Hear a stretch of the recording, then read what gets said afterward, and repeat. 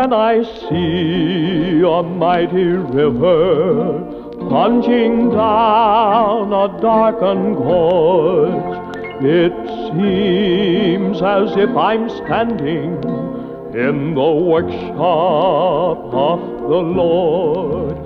When I hear the trees a-whispering in the night time's gentle breeze, seems as if I feel his presence, and in my heart there comes sweet peace. And I believe that many years ago, God rolled up a little ball of clay in his hands, and he threw it out to circle forever beneath the sun. And he called this little ball of clay the earth.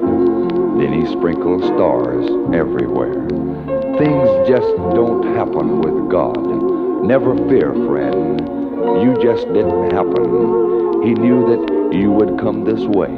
You're a plan in God's great trestle boat of time. You just didn't happen. He planned you all the time. Rain is born in fields of thunder from a ragged stormy sky, given freely to his creature that all may live and none need die.